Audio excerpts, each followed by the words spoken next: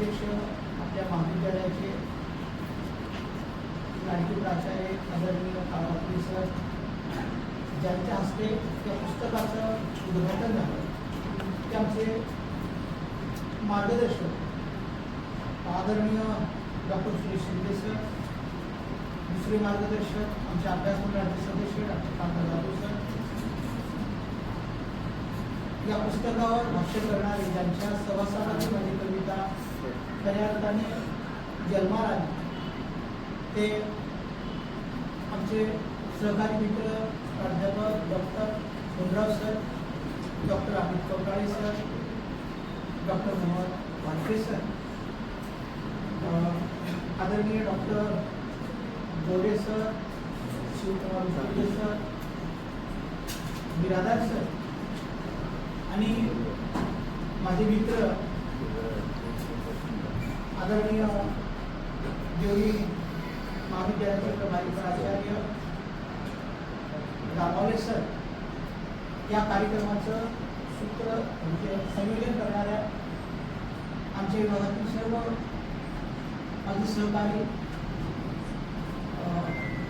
Doctor Pawar sir, doctor मुळे madam, doctor मुंगुळे madam,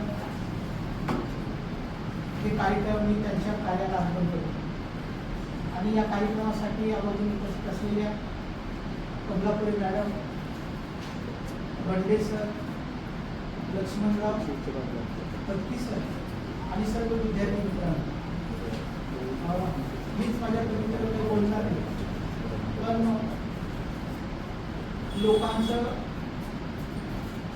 ऐकून घेणं आणि लोकांना कवी बोलणं यात खऱ्या अर्थाने शांती आणि समाधान मिळत असते.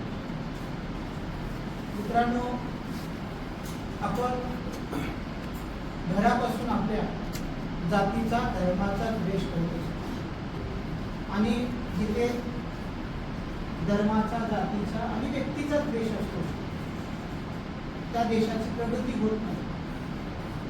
आपल्या गावातलं, घरातलं वातावरण एकमेकाच्या जातीबद्दल द्वेष करणं, धर्माबद्दल द्वेष करणं, व्यक्तीबद्दल द्वेष करणे असे संस्कार आपल्याकडे रुजवले जातात. आपण जर जगाकडे पाहिलं, ज्या वयामध्ये तरुण मुलं काहीतरी संशोधन केले पाहिजे, काहीतरी चांगले निबंध लिहिले पाहिजे, पेटेंट मिळवले पाहिजे, हे स्पर्धा केली पाहिजे, असे जागतिक लेवलवर जगाच्या इतिहासामध्ये तरुण वयामध्ये त्या देशातील तरुण प्रगतीच्या मार्गावर, विज्ञान तंत्रज्ञानाच्या मार्गावर जातात आणि आपल्या देशामध्ये लेकरांना जातीय संस्कार रुजवले जातात. जर आपण जातीय संस्कार रुजवलो तर कदापि आपण वैश्विक होऊ शकत नाही. आपली बुद्धी आणि कल्पकता आणि सामाजिक आपली उंची गुलाम होत असते. ती गुलाम होऊ नये म्हणून ही पुस्तक लिहिलं. मित्रांनो, मी आज भाषा गौरव दिन, त्या गौरव दिनाच्या निमित्ताने मराठीमध्ये ज्या लेखकाने मराठी भाषेला समृद्ध आणि संपन्न केलं ते वि.वा. शिरवाडकर यांच्या विचार, कार्य, तत्वज्ञान आणि प्रतिमेला विनम्र अभिवादन करून मी त्यांची एक कविता आणि माझी एक कविता मी तुमच्यापुढे सादर करतो. मी आधी माझ्या कवितेवर तुमच्याबद्दल काही बोलणार नाही. कविता ऐका.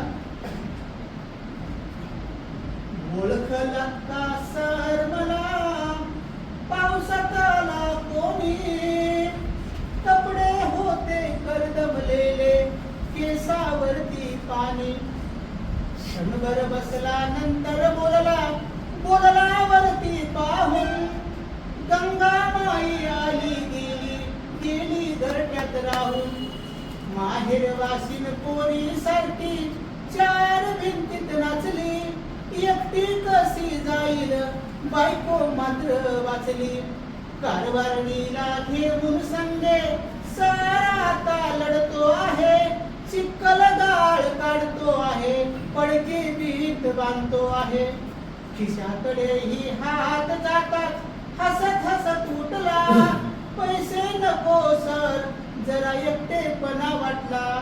मोडून पडला संसार तरी मोडला नाही कणा. पाठीवरती हात ठेवून सर नुसते लढणा.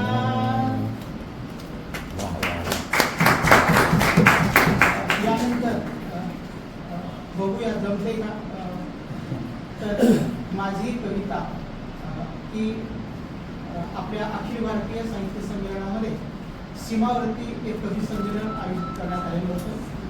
तिथं मी एक कविता सादर केली होती. ती कविता या ठिकाणी मी आपल्यापुढे ठेवतो आहे आणि माझी रजा देतो आहे. कविता ही साधारणतः आपल्याकडे त्याला आपण असं म्हणू की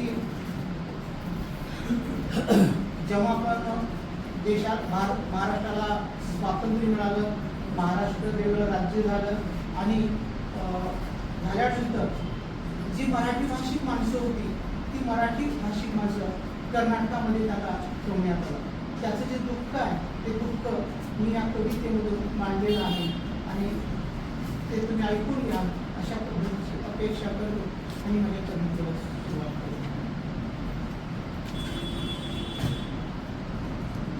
मराठी भाषेची लेकरे बांधली कर्नाटकाच्या दारी.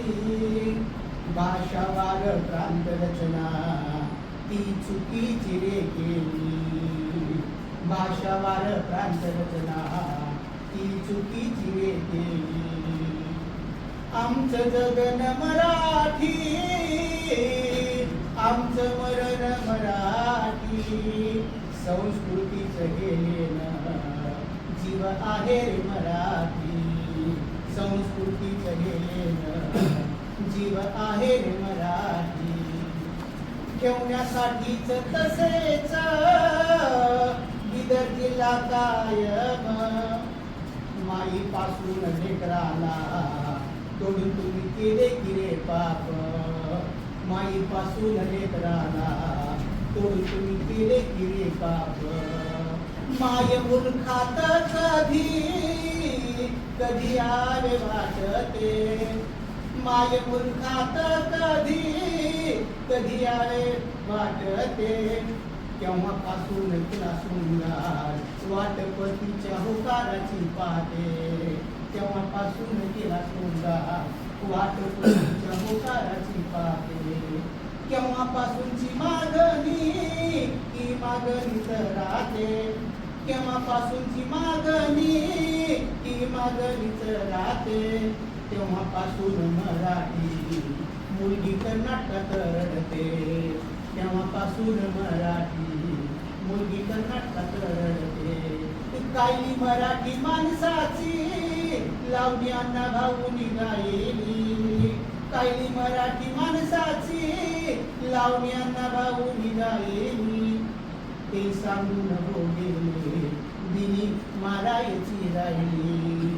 ते सांगून हो गेले अजून दिनी मारायची राहिली.